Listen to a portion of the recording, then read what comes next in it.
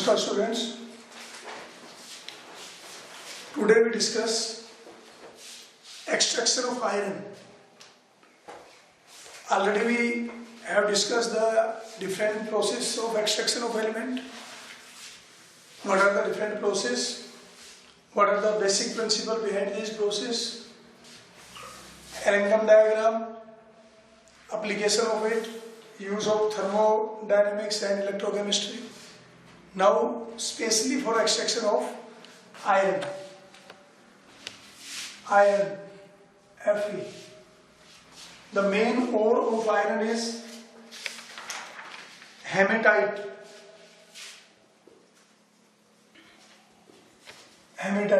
It is Fe2O3. This is the main ore of iron. Magnetite, Fe3O4. Iron mainly exists in the form of oxide. Limonite. Limonite is also the ore of iron, that is also in the form of oxide, but in hydrated form. Main ore of iron is hematite. Iron sulphide की form में भी carbonate को form में भी exist होता है. Siderite is iron carbonate. Siderite iron carbonate. इसके अलावा आयरन आपका सल्फाइड की फॉर्म में भी एग्जिस्ट होता है. फूल्स गोल्ड जिसको हम बोलते हैं.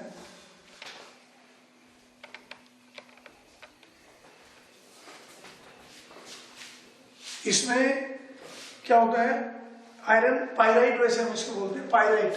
सल्फर की इसमें फॉर्म में आयरन पायराइट. हालांकि ये इससे हम एक्सट्रैक्ट नहीं करते, एक तो पोल्यूशन बहुत ज्यादा होता है. सल्फर का काफी अमाउंट में, इसमें सल्फर ज्यादा अमाउंट में होता है, तो जो आयरन जो मिलता है हमें एक्सट्रैक्शन के बाद वो भी अच्छी क्वालिटी का नहीं होता. और दूसरा पोल्यूशन बहुत ज्यादा होता है. तो मेनली जो हम आयरन एक्सट्रैक्ट करते हैं वो किससे करते हैं, आयरन के oxides. These are the chief. This is hematite is the chief ore of iron. Fe2O3. Magnetite की फॉर्म में भी एग्जिस्ट होता है, लिमोनाइट की फॉर्म में भी एग्जिस्ट होता है. तो मेनली तो ये तीन और जो है ये ऑक्साइड की ओर है. इसके अलावा सेडेराइट जिसको भी आयरन कार्बोनेट की फॉर्म में एग्जिस्ट होता है, और पायराइट जिसको हम फूल्स ऑफ गोल्ड भी कहते हैं, लेकिन वो एक्सट्रैक्शन में ज्यादा यूजफुल नहीं है. What are the basic principle that we use to the extraction of iron. Basic तो वही होंगे, या तो स्पेसिफिक हो गया, क्योंकि स्पेसिफिक फॉर आयरन. सबसे पहले कंसंट्रेशन ऑफ आयरन. सबसे पहला स्टेप तो क्या हो जाएगा, सबसे पहला तो हो गया क्रैशिंग एंड पल्जरेशन ऑफ ओर. जो आयरन का जहां से आयरन आप एक्सट्रैक्ट कर रहे हो, वहां पे जो बिग लम्प्स होंगे उनको ब्रेक कर देंगे हम छोटे पीसेस में, और ब्रेक करने के बाद में फिर हम उसको पाउडर बना देंगे, पीस देंगे उससे, पल्जरवेशन मशीन से. This is known as pulverisation of ore. Then concentration of ore.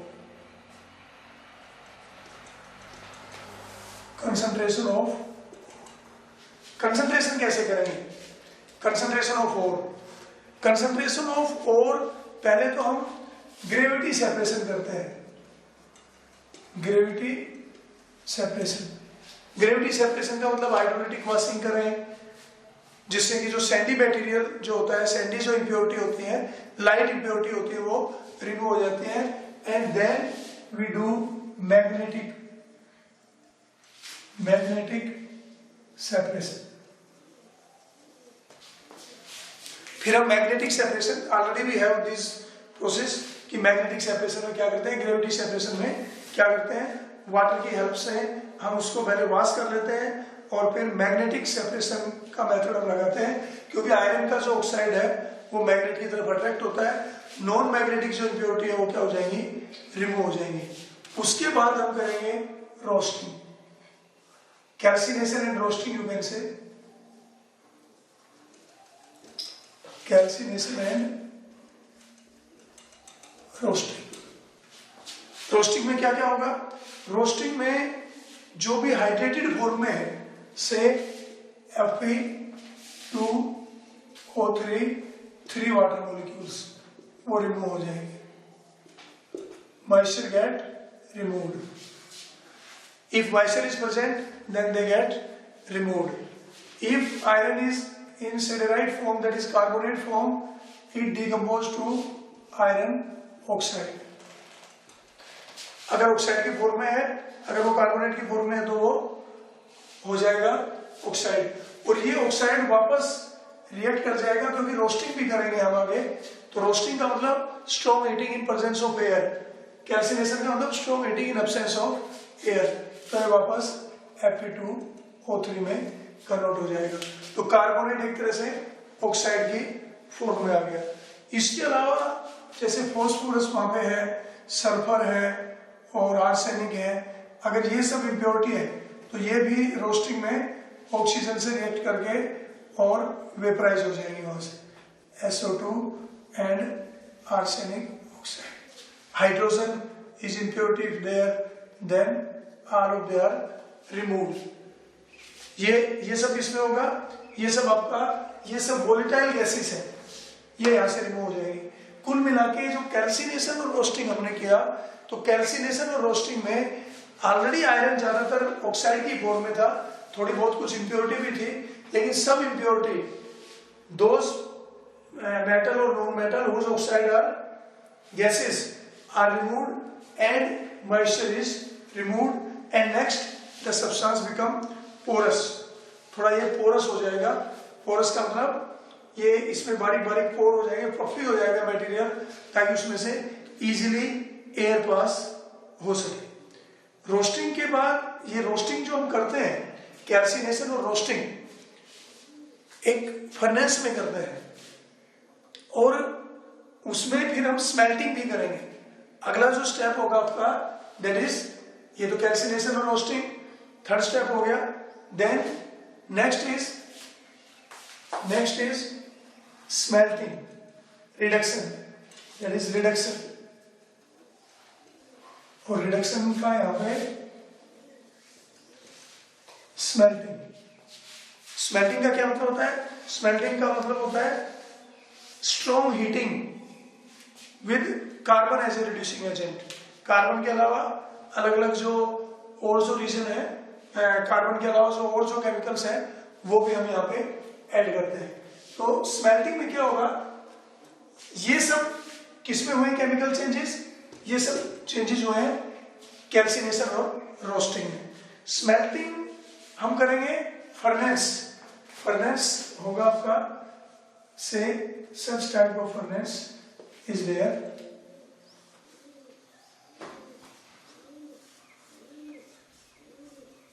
This type का डिजाइन अलग अलग इसका हो सकता है। और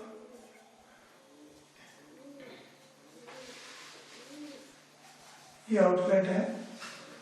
इसमें आप देखिए, हम इसमें ये सिलिका लाइन होता है, क्ले ब्रिक का बना होता है, ईंट का भट्टा जैसे बना होता है ना, ब्रिक का बना होता है जो हाई टेम्परेचर पे भी स्टे कर सके, क्योंकि यहाँ पे टेम्परेचर आपका से दिस टू केल्विन लगभग 2200 से लेके और 500 केल्विन तक ऊपर टेम्परेचर, यहाँ टेम्परेचर सबसे ज्यादा होगा। और टेम्परेचर तो ऐसे मटेरियल का हम ये बनाएंगे जो हाई टेम्परेचर पे स्टैंड कर सके। अलग अलग जो चैम्बर है इसमें, ऊपर से क्या करेंगे हम, ऊपर से हम मटेरियल ऐड करेंगे। ये थोड़ा अलग तरह का ऐसा होता है जिसमें ऊपर से हम ऐड करते हैं। ये चार्ज हमें जिसको बोलते हैं चार्ज मटेरियल। क्या क्या होगा उस चार्ज में? और होगी, और में कौन है मेनली? आयरन का ऑक्साइड Fe2O3। थोड़ा बहुत SiO2 इसमें एज ए इम्प्योरिटी होती है। इसके अलावा और भी इम्प्योरिटी होगी, लेकिन मेन कौन है उसमें? आयरन का ऑक्साइड। इसके अलावा हम क्या ऐड करेंगे इसमें? Calcium carbonate. Calcium carbonate stone होता है मार्बल का, पत्थर होता है, ये भी पीस के पाउडर फॉर्म में ऐड करेंगे। और carbon as a reducing agent, ये स्लैग फॉर्मेशन के लिए ऐड करेंगे। ये सब हम ऐड करेंगे इसमें चार्ज मटेरियल ऊपर से। और हॉट एयर यानी कि एक बार इसको बर्न हम स्टार्ट कर देंगे। अलग अलग जोन है हमारे पास, रिडक्शन जोन, ये लगभग हम 8:4 रेशियो में लेते हैं। से अगर 8 टन वहां पे और है तो हम उसमें 4 टन यानी कि 50% के रेशियो में, और लगभग दिस रेशियो इज 1, 8:1:4 के रेशियो में हम और ले रहे हैं, कैल्शियम कार्बोनेट ले रहे हैं और कार्बन ले रहे हैं। कैल्शियम कार्बोनेट क्यों ले रहे हैं वो आपको पता है कि हमें स्लैग फॉर्मेशन करनी है। स्लैग फॉर्मेशन के लिए हम ये कर रहे हैं। अलग अलग टेम्परेचर जोन है। ऊपर जो टेम्परेचर रिडक्शन जोन है ये वाला, दिस इज से रिडक्शन जोन। रिडक्शन जोन यानी कि मेनली जो आयरन का जो रिडक्शन हो रहा है वो इस जोन में हो रहा है। नीचे आपका जैसे जैसे नीचे आएंगे टेम्परेचर बढ़ता जाएगा, नीचे की तरफ टेम्परेचर बढ़ता जाएगा। ज्यादा जो एक्सोथर्मिक रिएक्शन है वो नीचे की बॉटम की साइड में हो रहे हैं। ये इसको बोलते हैं slag formation zone. Slag formation zone, इस जोन में जो इंप्योरिटी है पर्टिकुलरली SiO2 वो कैल्शियम कार्बोनेट के साथ मिलकर क्या बनाएगी, स्लैग बनाएगी। जैसे जैसे हम नीचे आएंगे टेम्परेचर और बढ़ता जाएगा। केल्विन में है, डिग्री में अगर आप करते हो तो 273 माइनस इसमें से कर लोगे वो हो जाएगा। दिस इज फ्यूजन जोन, जो थोड़ा सा हाई टेम्परेचर पे होगा, फ्यूजन जोन।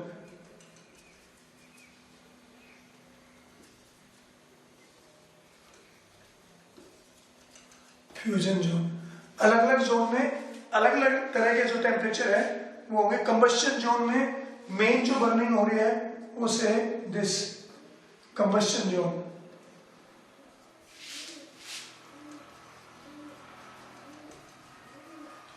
कंबस्शन जोन नीचे यहां पे क्या आ जाएगा आपका, वो बाहर निकाल लेंगे हम स्लैग। स्लैग एक नॉन फ्यूजिबल मटेरियल होता है जो हल्का होता है डेंसिटी का, वो ऊपर आ जाएगा और उसको हम यहाँ से, ये आउटलेट है यहाँ पे, इसमें से इसको बाहर कर लेंगे। और आयरन हैवी है वो आयरन नीचे आ जाएगा यहाँ पे, मोल्टन आयरन। मोल्टन फॉर्म में आयरन हैवी है तो आयरन नीचे आ जाएगा। आयरन को हम नीचे निकाल लेंगे और ऊपर स्लैग रह जाएगा, स्लैग को वहां से निकाल लेंगे। इधर एक एग्जॉस्ट स्टोर रखेंगे हम जिसमें से हॉट एयर बाहर निकल जाएगी। जो भी गैसेस है, हॉट गैसेस हम कहें, जो भी यहाँ पे अंदर रिएक्शन होंगे, पर्टिकुलरली कार्बन डाइऑक्साइड जिसमें से चीप होगी वो बाहर निकलेगी। स्लैग हल्का होता है और मेटल जो है वो हैवी होता है, तो मेटल नीचे आ जाएगा। मेटल नीचे मोल्टन स्टेट में निकालते रहेंगे और स्लैग जो है वो बाहर आ जाएगा। अलग अलग जोन में कौन कौन से अलग अलग रिएक्शन होंगे वो आपको देखना पड़ेगा। अलग अलग जो रिडक्शन जोन है, जो सबसे ऊपर जो हम जिसको रिडक्शन जोन जहाँ कह रहे हैं, रिडक्शन जोन में मेनली देखते हैं कि हम अलग अलग रिएक्शन में कैसे क्या हो रहा है। ये तो सब कैल्सिनेशन और रोस्टिंग में था। कैल्सिनेशन रोस्टिंग में तो मेनली क्या होना है कि जो हाइड्रेटेड फॉर्म में जो है मॉइस्चर जो है वो रिमूव हो जाएगा, कार्बोनेट है तो वो ऑक्साइड बन जाएगा, और कोई वोलेटाइल इंप्योरिटी है तो वो रिमूव हो जाएंगी। मेन जो आपका जो रिडक्शन, जो स्मेल्टिंग जो हम कर रहे हैं वो है। देखिए रिडक्शन जोन में क्या होगा, reaction in reduction zone. Reduction zone जो यहां है लगभग 523 केल्विन पे, और लगभग ये रिडक्शन आपका ऐसा नहीं है कि सिर्फ एक पर्टिकुलर टेम्परेचर यहाँ तक, ये ऊपर 1073 से लेकर यहाँ इस सारे में रिडक्शन भी चलता है और इधर स्लैग की भी फॉर्मेशन होती है। इस रिडक्शन जोन में क्या हो रहा है, इस रिडक्शन जोन में जो आयरन का जो ऑक्साइड है वो कार्बन मोनोऑक्साइड से भी रिड्यूस होता है। Iron oxide plus carbon dioxide भी बन सकता है।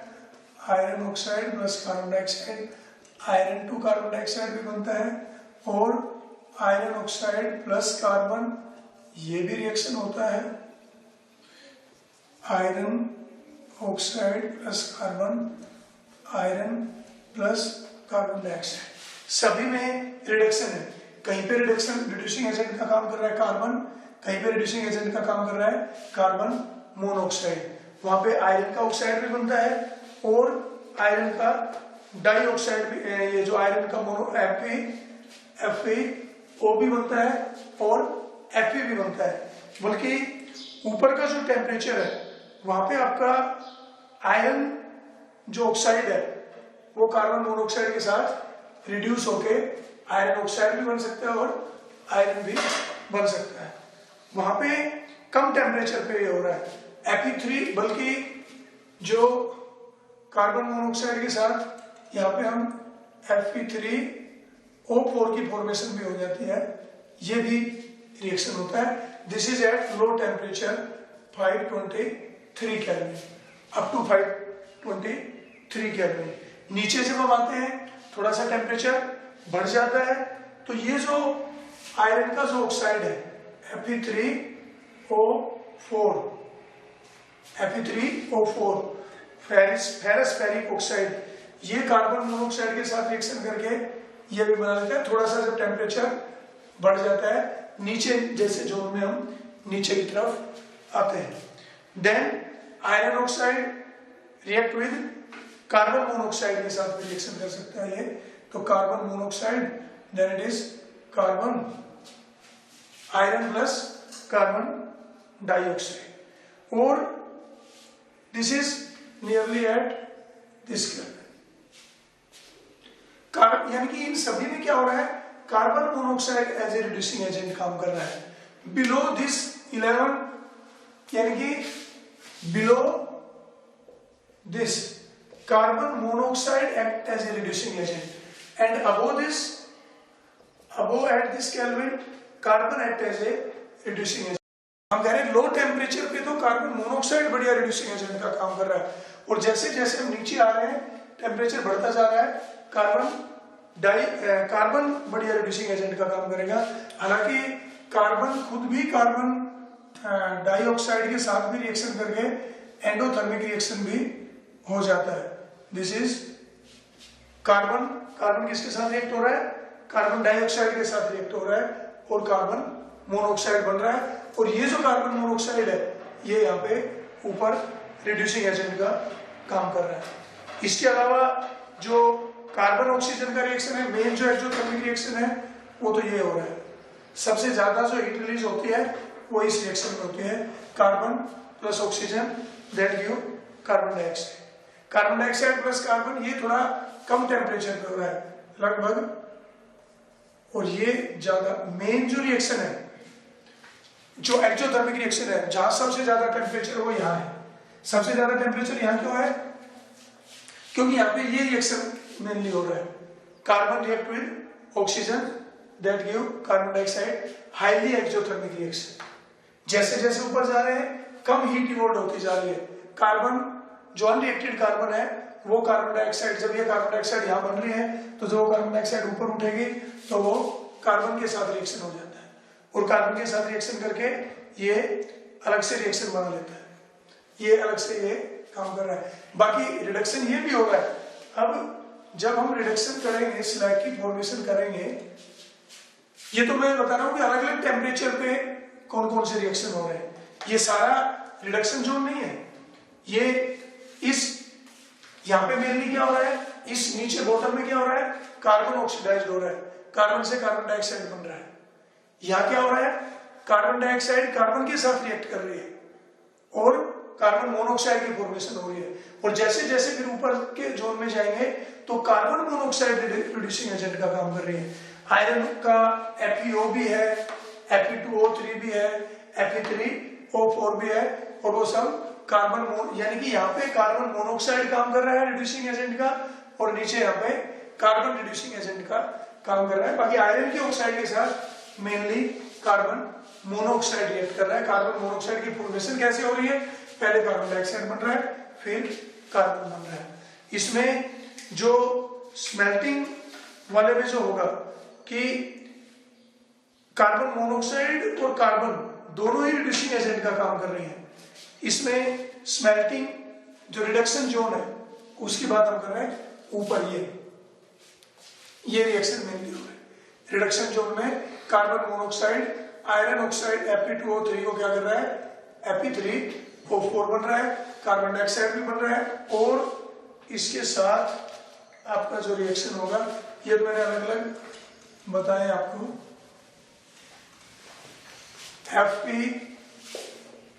Fe2O3 plus carbon monoxide Fe plus carbon dioxide, carbon plus oxygen का रिएक्शन हो रहा है, नीचे कार्बन डाइऑक्साइड बन रही है, हाईली एक्सोथर्मिक रिएक्शन हो रहा है, कार्बन डाइऑक्साइड के साथ रिएक्शन हो रहा है, कार्बन मोनोऑक्साइड हो रहा है, ये एक्सोथर्मिक रिएक्शन है। -996.2 किलोजूल पर मोल एनर्जी रिलीज होती है, यहां बल्कि एब्जॉर्ब हो रहा है लगभग, एंडोथर्मिक है। एंडोथर्मिक रिएक्शन होने की वजह से यहाँ पे थोड़ा सा हीट एब्जॉर्ब हो जाती है, 163-50 किलोजूल की लगभग, इतना किलोजूल हीट यहाँ पे एब्जॉर्ब होती है। तो ये कंबशन जोन जो है ये आपका अलग अलग, ये है कंबशन जोन। कंबशन जोन में क्या होगा, फ्यूजन जोन में क्या होगा, स्लैग फॉर्म, ये सारा का सारा रिडक्शन हम इसको कह सकते हैं स्मेल्टिंग जोन, हम इसको स्मेल्टिंग प्रोसेस हम इसको कह सकते हैं। सबसे पहले आपको ये देखना है कि कर क्या रहे हैं हम, ऊपर से जो ओर है जिसमें थोड़ा बहुत SiO2 की इम्प्योरिटी है, कैल्शियम कार्बोनेट है जो एज ए फ्लक्स ऐड कर रहे हैं, और रिड्यूसिंग एजेंट कोल, चारकोल, कोक मिक्स करके इसमें हम डाल रहे हैं। इसमें अलग अलग जोन है, अलग अलग टेम्परेचर पे अलग अलग तरह के रिएक्शन हो रहे हैं। कौन से जोन में कौन सा रिएक्शन हो रहा है वो एक बार आप देख लीजिए। कंबशन जोन, सबसे पहला कंबशन जोन जहां पे सबसे ज्यादा टेम्परेचर है। क्यों है सबसे ज्यादा टेम्परेचर, कार्बन ऑक्सीजन के साथ रिएक्शन करके कार्बन डाइऑक्साइड बना रहा है, हाईली एक्सोथर्मिक रिएक्शन है, पर किलोजूल नियर अबाउट दिस पर mole of carbon near about this heat is released. जैसे ये कार्बन डाइऑक्साइड ऊपर की तरफ उठती है, कार्बन के साथ रिएक्शन कर जाती है, और कार्बन मोनोऑक्साइड एक एंडोथर्मिक रिएक्शन क्रिएट यहाँ पे होता है, उस वजह से थोड़ा टेम्परेचर हो जाता है कम। फिर जब और ऊपर हम आएंगे कंबशन जोन से तो फ्यूजन जोन आ जाएगा। फ्यूजन जोन, फ्यूजन जोन जैसे नाम से पता चल रहा है फ्यूजन हो रहा है यहाँ पे। फ्यूजन जोन में आपका स्लैग फॉर्मेशन हो रहा है, स्लैग की फॉर्मेशन हो रही है। कैल्शियम कार्बोनेट जो था CaCO3 जो आपने यहाँ ऐड किया था, कैल्शियम कार्बोनेट, ये ऐड इसलिए किया था कि जब इसको आप हीट करोगे तो calcium oxide plus carbon dioxide बनेगी, और ये जो कैल्शियम ऑक्साइड है ये SiO2 के साथ रिएक्ट करके CaSiO3 स्लैग की फॉर्मेशन हो जाएगी। फ्यूजन जोन में स्टार्ट हो गया, ऊपर तक जाएगा स्लैग फॉर्मेशन कि पहले तो जो कैल्शियम कार्बोनेट है वो कैल्शियम कार्बोनेट डिसोसिएट हो जाएगा, कैल्शियम सिलिकेट बन जाएगा। इसके अलावा जो फास्फोरस की जो ऑक्साइड है, कैल्शियम ऑक्साइड कहाँ से बना, कैल्शियम कार्बोनेट से। कैल्शियम का ऑक्साइड अगर फास्फोरस की ऑक्साइड P2O5 या डाइमर बन गया तो P4O10, इसका भी सिलिकेट बन जाएगा कैल्शियम 3PO4 3, ये भी स्लैग है, ये भी इसके साथ ही रहेगा। Combustion fusion zone, fusion zone में ये रिएक्शन हो रहा है। थॉमस स्लैग बोलते हैं इसको, थॉमस स्लैग। नॉर्मली स्लैग में ये होता है, this is known as Thomas slag. ये एक बढ़िया फर्टिलाइजर है। जब ग्रीन रिवॉल्यूशन आया इंडिया में, ग्रीन रिवॉल्यूशन हरित क्रांति, तो हरित क्रांति कैसे आया कि प्रोडक्शन बहुत ज्यादा बढ़ गया खेतों में, तो उसके लिए दो ही फैक्टर ज्यादा रिस्पॉन्सिबल थे, एक तो यूज ऑफ फर्टिलाइजर और दूसरा हाइब्रिड सीड। पहले हम जो देसी जो बीज है, जो देसी वैरायटी है वो यूज करते थे और मैनोर यूज करते थे। ग्रीन रिवॉल्यूशन में 3 मेन काम हुए, एक तो भूमि सुधार हुआ, जो ऊंचा नीचा जो था उसको लेवलिंग किया, दूसरा फर्टिलाइजर का यूज किया, और दूसरा हाइब्रिड सीड यूज किए। तो उसमें इस फर्टिलाइजर का रोल सबसे ज्यादा था। कैल्शियम फॉस्फेट जो एक तरह से इंडस्ट्री के लिए वेस्ट मटेरियल था। आयरन का तो इंडिया में काफी एक्सट्रैक्शन होता है, तो वहां पे हमने फर्टिलाइजर इंडस्ट्री में इसका हमने यूज किया। दूसरा फिर जोन, इसके अलावा कैल्शियम जो सिलिकॉन के ऑक्साइड है, सिलिकॉन ऑक्साइड, सिलिकॉन का ऑक्साइड है या और किसी एलिमेंट के ऑक्साइड है, मैग्नीज के ऑक्साइड है Mn2O3, वो भी कार्बन के साथ रिएक्शन करके silica plus carbon dioxide, manganese plus carbon dioxide, ये रिएक्शन भी साथ साथ होंगे। ऐसा नहीं है कि सिर्फ आयरन का ही रिडक्शन होगा। तो यहाँ पे कंबस्शन जोन में, जो फ्यूजन जोन है, उसमें हम एक ये भी बात कह सकते हैं कि स्लैग की फॉर्मेशन भी यहीं से स्टार्ट हो जाती है, जैसे ऊपर उठता है और यहाँ तक चलता है, स्लैग फॉर्मेशन जोन तक चलता है। जोन ऑफ फ्यूजन, जो जोन ऑफ स्लैग फॉर्मेशन है, स्लैग की बात होगी। रिडक्शन जोन में क्या हो रहा है, ऊपर जब हम चलेंगे तो और ऊपर जाएंगे तो रिडक्शन जोन आ गया। रिडक्शन जोन, रिडक्शन जोन में मेन जो कंपोनेंट है वो रिडक्शन जोन है, जहां पे रिडक्शन हो रहा है। किसमें?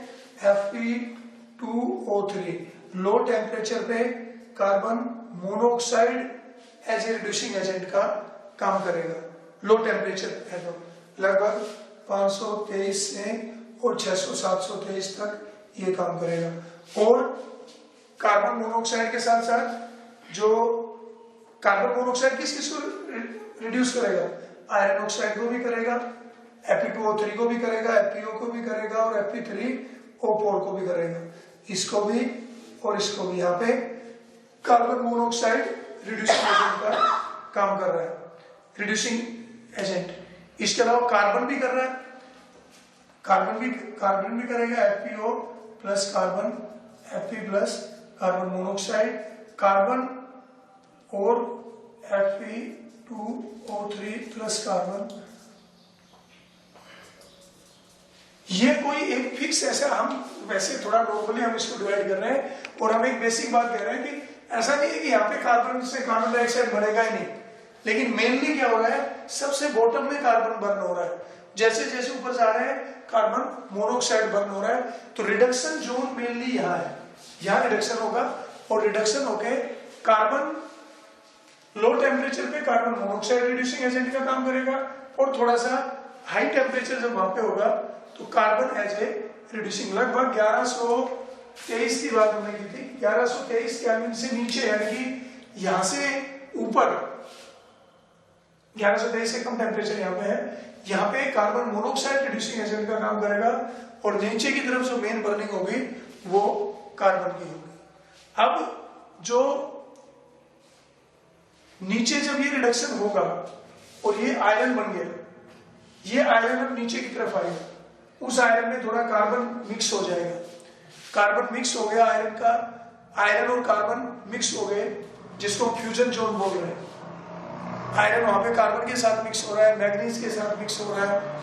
नीचे नीचे जब और आ रहे हैं तो कंबस्शन जोन में जो बर्निंग हो रही है, और यहाँ जो आपका फिर आयरन नीचे की तरफ आ रहा है, स्लैग भी नीचे की तरफ आ रहा है। स्लैग और आयरन में मोल्टन आयरन की डेंसिटी ज्यादा है, वो नीचे आ जाएगा और जो स्लैग है वो ऊपर रह जाएगा।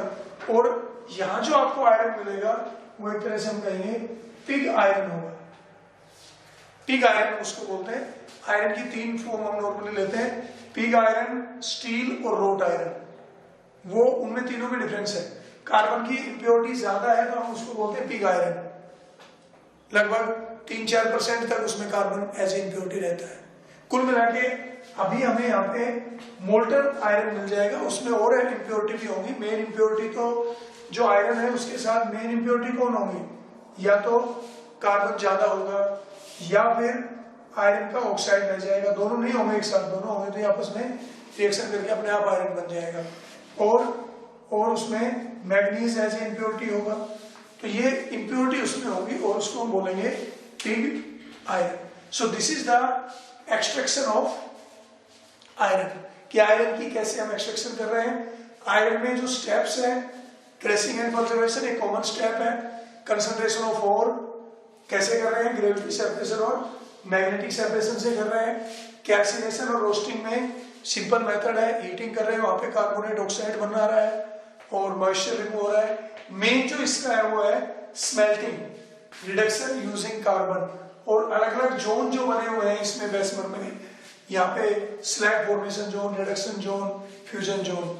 कुल मिला के बात यहाँ है कि लो टेम्परेचर पे कार्बन मोनोऑक्साइड जैसे कंबस्शन जोन जो सबसे बॉटम में है, जहाँ टेम्परेचर सबसे ज्यादा है, सबसे बॉटम में कंबस्शन जोन है, वहां पे मेन रिएक्शन हो रहा है बर्निंग ऑफ कार्बन।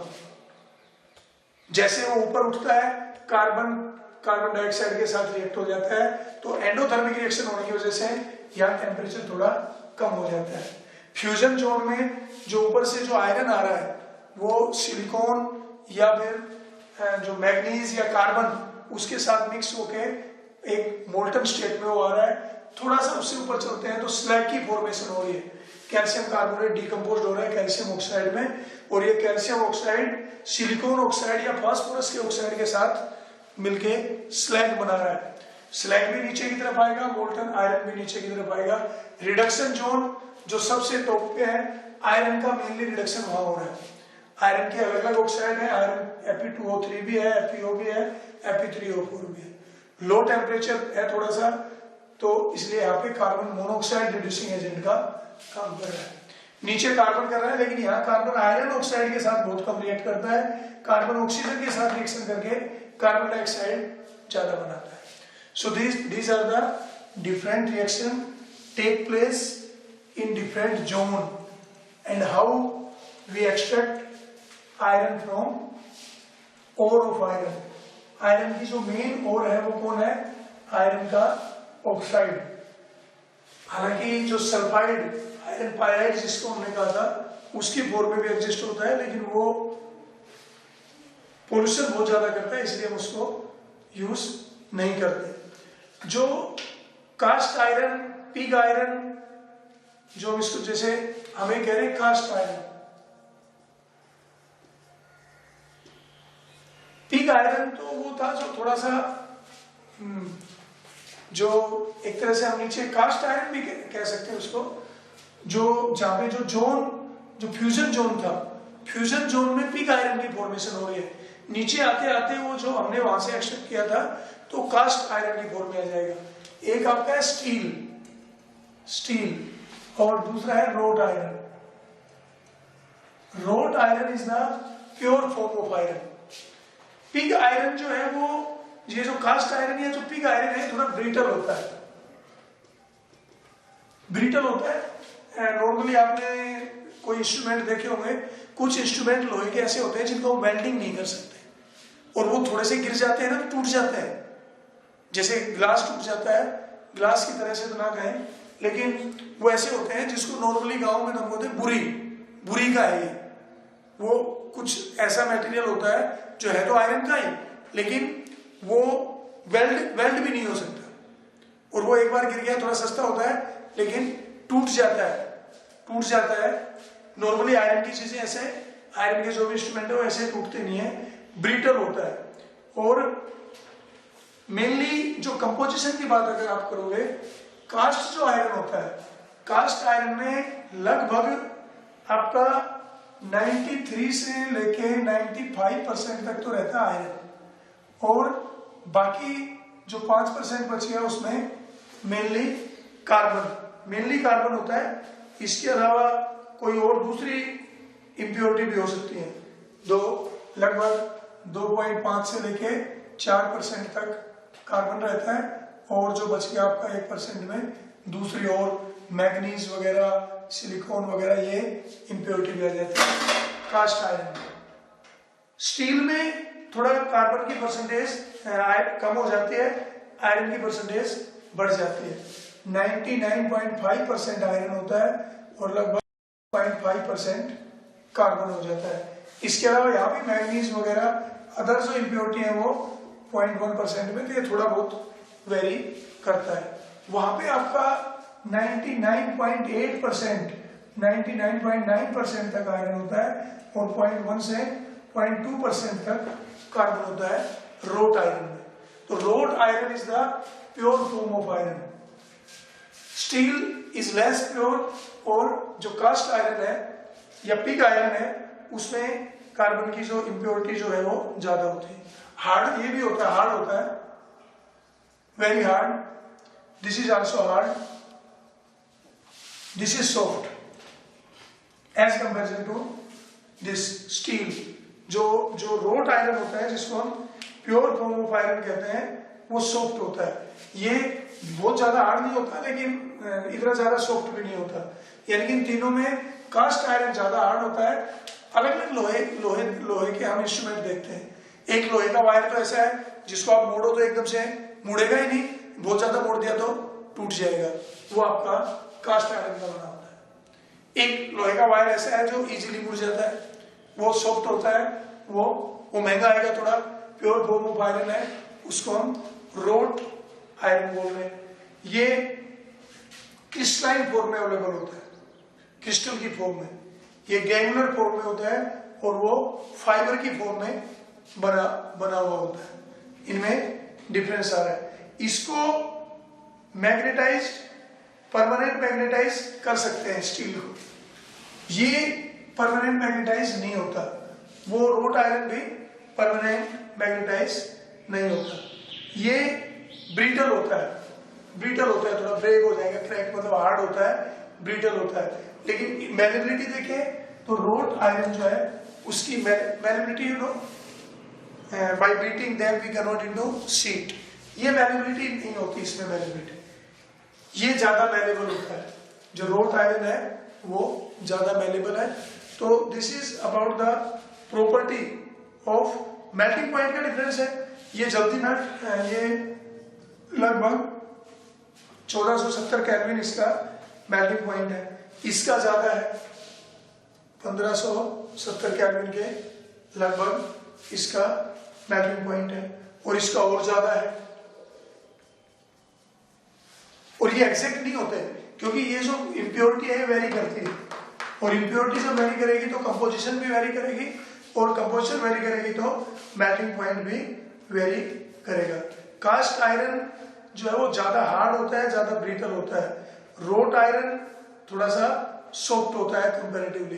तो ये तो चलो आयरन की अलग अलग फॉर्म हुई। मेन जो हमारा टॉपिक था वो तो था extraction of iron from there. और आपको पता क्या होना चाहिए कि आयरन की मेन और कौन सी है। पहली बात कौन सी है, आयरन का oxide, that is Fe2O3 is the chief ore. उसके अलावा Fe3O4 भी है। Then what are the step reduction हम करेंगे तो क्रैशिंग, पल्जरेशन, कंसंट्रेशन ऑफ और कैसे करते हैं आयरन का, ग्रेविटी सेपरेशन से और मैग्नेटिक सेपरेशन से। रोस्टिंग और कैल्सिनेशन में क्या होता है, कार्बोनेट अगर थोड़ा बहुत है तो ऑक्साइड बन जाता है, और अगर उसमें वोलेटाइल इम्प्योरिटी है, मॉइस्चर वगैरह है तो वो रिमूव हो जाता है। देन अगला स्टेप क्या करते हैं, रिडक्शन। रिडक्शन हम कैसे करते हैं, क्योंकि बहुत मेथड है रिडक्शन के, इलेक्ट्रोलाइटिक रिडक्शन भी कर सकते हैं, लेकिन हम यहाँ पे क्या करते हैं, रिडक्शन करते हैं by using carbon as a reducing agent. Slag हम डालते हैं, कौन सा स्लैग बनता है, फ्लेक्स डालते हैं वहां पे।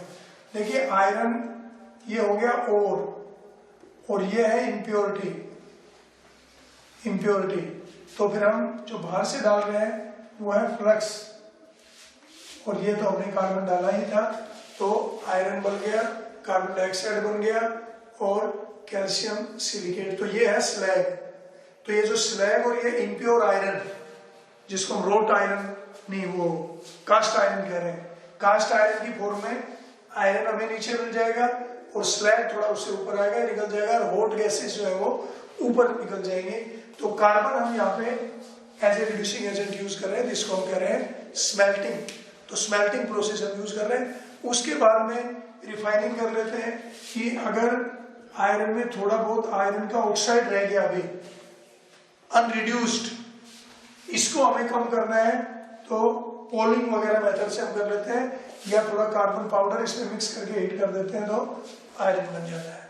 और अगर कार्बन एज ए इम्प्योरिटी है, मेनली तो कार्बन एज ए इम्प्योरिटी रहता है, क्योंकि जो कास्ट आयरन है उसमें कार्बन का अमाउंट ज्यादा है, स्टील में थोड़ा कम है और रोट आयरन में और भी कम है। तो steel is a alloy, steel is a alloy of iron, carbon and some amount of manganese.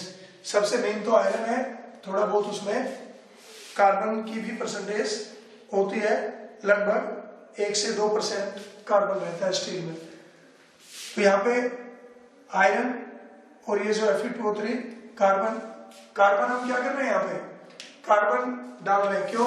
क्योंकि ये इम्प्योरिटी है। लेकिन अगर कार्बन ही ऐसे इम्प्योरिटी हो तो फिर हम इसमें हॉट एयर पास करते हैं, हॉट एयर पास करते हैं तो उसमें ऑक्सीजन होती है, वो इसको ऑक्सीडाइज कर देती है। तो कार्बन का अमाउंट रिड्यूस करना है तो हम हॉट एयर पास करते हैं, और आयरन ऑक्साइड का अमाउंट कम करना है तो उसमें हम कोक मिक्स करके फिर उसको रिड्यूस करते हैं। So this is the extraction of iron from their ore. Thank you.